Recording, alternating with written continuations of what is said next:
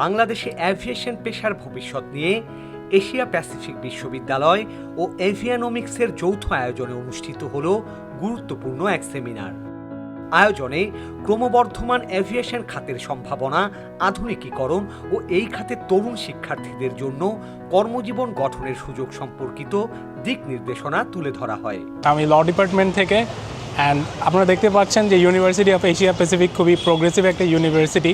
And আমি সকলকে বলবো যে সবাই যেন আমাদের ভার্সিটিতে আসে, স্পেশালি হচ্ছে যারা নতুন করে অ্যাডমিশন নেবে তাদের জন্য ইউনিভার্সিটিটা হবে খুব বেশি একটা হাইয়ার চান্স তাদের জন্য। এইখানে স্টাডি, এইখানের এনভায়রনমেন্ট, এইখানের ফ্যাকাল্টি, আমাদের ক্লাসমেটসরা, ইভেন ক্লাসরুমস সব কিছুই খুবই বেটার, অ্যান্ড সবার জন্য একটা বেটার অপরচুনিটি থাকবে। অ্যান্ড ইনশাল্লাহ আমি সবাইকে বলবো আমাদের ইউনিভার্সিটিতে আসার জন্য।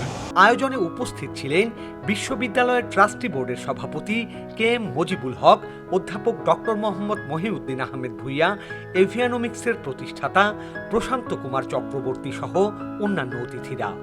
এশিয়া প্যাসিফিক আপনি যদি দেখেন, বাংলাদেশের প্রথম সারির একটা ইউনিভার্সিটি। আমরা 1960 হয়েছে, এই বছর আমাদের 30 বছর পূর্তি।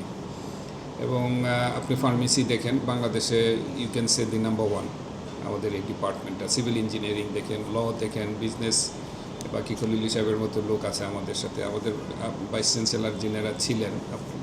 Record wise one of the most competent university আপনি বলতে পারেন in respect of quality and services. তো আমরা 30 বছর পূর্তি উপলক্ষে আমরা আরেকটু চিন্তা করতেছি যে ডাইভার্স কোনো রকমের কোনো কোর্স করা যায় কিনা, ইনস্টিটিউট করা যায় কিনা।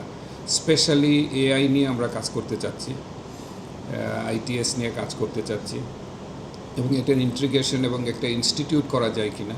আমরা আবার একটা জার্মান ইউনিভার্সিটির সাথে কথা বলছি যে তারাও চাচ্ছে বাংলাদেশে একটা ইনস্টিটিউট করতে আমাদের সাথে জয়েন্ট ভেঞ্চারে। তো এই জিনিসগুলি আমরা এই 30 বছর পূর্তিতে আমরা চাচ্ছি যে একটা নিউ ল্যান্ডমার্ক এবং একটা নিউ হরিজেন করতে আর কি। ইনশাআল্লাহ আশা করি পারবো আমরা। আয়োজনে এশিয়া প্যাসিফিক বিশ্ববিদ্যালয় ও এভিয়ানোমিক্স কর্তৃপক্ষ একটি কৌশলগত অংশীদারিত্ব চুক্তির ঘোষণা দেন।